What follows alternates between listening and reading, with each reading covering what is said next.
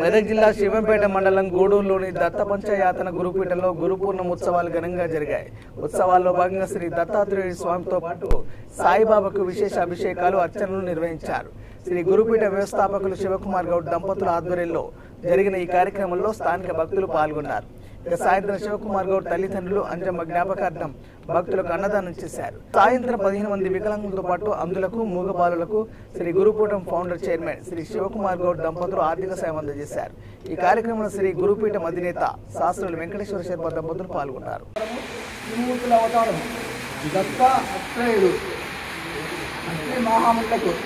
మహాముని అంశుయ దంపతులకు దత్తమైంది. అందుకని దత్తాత్రేయుని నామకరణం చేయబడింది. దత్తాత్రేయుని యొక్క ముగ్గురున్నారు, బ్రహ్మ, విష్ణువు, మహేశ్వరుడు. ఒక దత్తాత్రేయుని ఆరాధిస్తే మనము అందరి దేవతలను ఆరాధించింది. ఆ దత్తాత్రేయుని గురువు ఉన్నారు. దత్తాత్రేయ అవతారం ఎటువంటిదంటే అన్ని అవతారాలకు ముగింపు ఉన్నది. రామావతారంకు ముగింపు అయింది, కృష్ణావతారంకు ముగింపు అయింది, కానీ అన్ని అవతారాలకు ముగింపు జరిగింది. కానీ దత్తాత్రేయ అవతారానికి ముగింపు లేదు. దత్తాత్రేయ అవతారం నిరంతరంగా ఉంటుంది, ఎప్పటికీ ఉంటుంది. దత్తాత్రేయుడు యోగుల రూపంలో, నేను ఇప్పుడు జరిగిన శ్లోకాలన్నీ అదే. శాంతాకారం విషగేయం పద్మనాభం సురేశం విశ్వాధారం జగనసదృశం మేఘవర్ణం శుభాంగం లక్ష్మీకాంతం తమిళం యోగి విద్యారగంగం. సాక్షాత్ శ్రీమన్నారాయణ ఏమంటే నేను యోగుల హృదయాల్లో ఉంటుంటాను. అంటే శ్రీమన్నారాయణుడు యోగుల రూపంలో, సంతుల రూపంలో, జీవుల రూపంలో సంచరిస్తుంటాడు. ఆ విధంగా సంచరించుకుంటా ద్వాపరంలో కృష్ణ పరమాత్మ గీతోపదం చేస్తూ బుద్ధ శిక్షణార్థ పరిత్రాణాయ సాధూనాం వినాశాయ దుఃఖితాం ధర్మ సంస్థాపనార్థాయ సంభవామి విజయే అన్నారు. అంటే విష్ణుని రక్షించడానికి, ధర్మాన్ని రక్షించడానికి, రాములను రక్షించడానికి, ఎప్పుడైతే అధర్మం జరుగుతుందో దాన్ని కాపాడడానికి నేను అవతరిస్తాను. ఈ దత్తాత్రేయ అవతారము గురువుల అవతారం ఆవరణగా కాదు. గురువుల పరంపర ఎట్లా ఉంటుందంటే దుర్మార్గులను శిక్షించని కాదు, దుర్మార్గులను సన్మార్గంలో తీసుకపోవడమే దత్తాత్రేయ అవతార లక్షణం. ఈ భాగవతం నిర్మించారు సాక్షాత్ దత్తాత్రేయ అవతారం. వారి పరంపరగా నృసింహ సరస్వతి, శ్రీపాద వల్లభులు తిరుపురంలో వారి పాటుకలు ఉంటాయి. అక్కడి నుంచి దాని తర్వాత నృసింహ సరస్వతి గారు ముఖ్య అవతారము. దాని తర్వాత మాణిక ప్రభు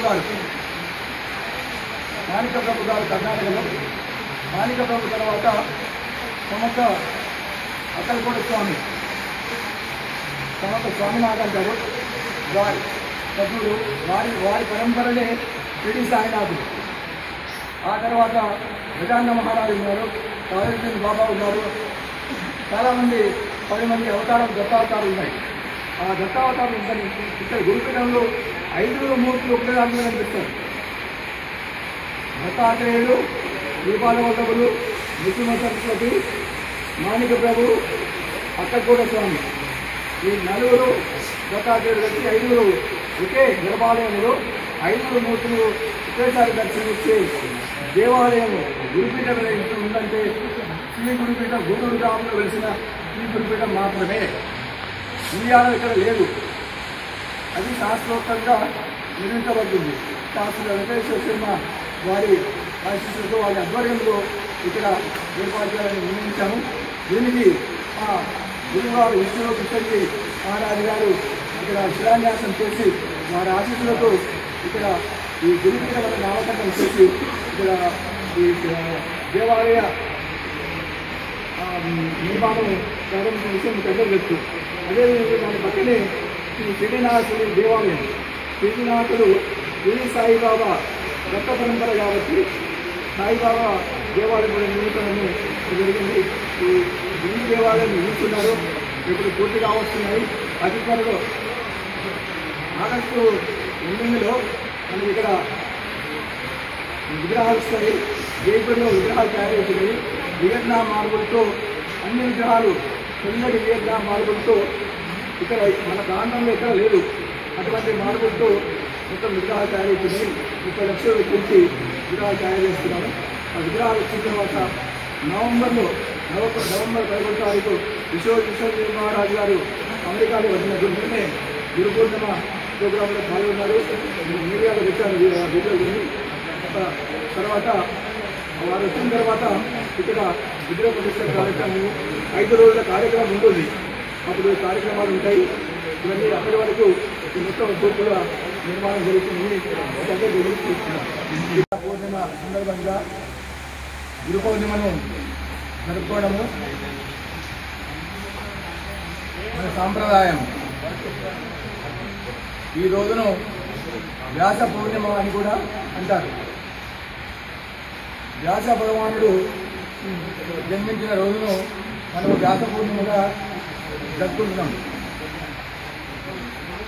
వ్యాస భగవానుడు మనకు వేదాలను ఎప్పుడూ ఎందరో మహామునులు ఋషులు భగవత్ స్వరూపులు సాక్షాత్తు నారాయణుని అంశైన మునీశ్వరులు అందించిన వేదాలను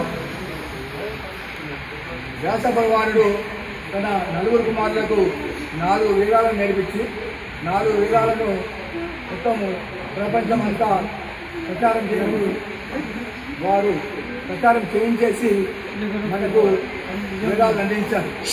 ఆ విధంగా వేద వాంగ్మయము మనలో లోపల ప్రచారమైంది. దత్తాత్రేయ అవతారము సనాతనమైంది. అన్నిటికన్నా ముఖ్యమైనది ధర్మము. ధర్మము అన్నిటికన్నా ముందుంది. ధర్మము సనాతన ధర్మము. ఎన్నిట్లో తేడా అయిందంటే ధర్మం ఒకటే. ధర్మం ఎటువంటిది? సనాతనమైంది. అంటే సృష్టి కన్నా పూర్వం నుంచి ధర్మం అనేది ఒకటే ఉంటుంది కాబట్టి సనాతన ధర్మం అన్నాం. అంటే ప్రతి ఒక్కరూ సనాతన ధర్మాన్ని పాటించడమే మన కర్తవ్యం కావాలి. దీన్ని శంకర భగవత్పాదులు అద్వైత సిద్ధాంతాన్ని స్థాపించి ద్వైతంలో నుండి అద్వైతంలోకి ఏ విధంగా రావాలి. ద్వైతం అంటే ఉదాహరణకు చీకటి, అద్వైతం అంటే వెలుగు. చీకటి నుంచి వెలుగులకు రావడమే అద్వైతం. అంటే చీకటిని తొలగిస్తే వెలుగు వస్తుంది.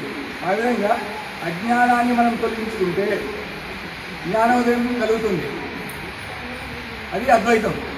ఆ అద్వైత సిద్ధాంతాన్ని మొత్తము ప్రపంచానికి అందరికీ చాటి చెప్పిన వారు వేదవ్యాసుల వారు. వేదవ్యాసుల వారు ద్వాపర యుగంలో వేదవ్యాసుల వారు కూడా నారాయణ సగం అంశ అంటారు. సాక్షాత్ నారాయణ స్వరూపుడు. అందుకే భగవాన్ వేదవ్యాసుల వారు అంటాం. వేదవ్యాసుల వారి జన్మ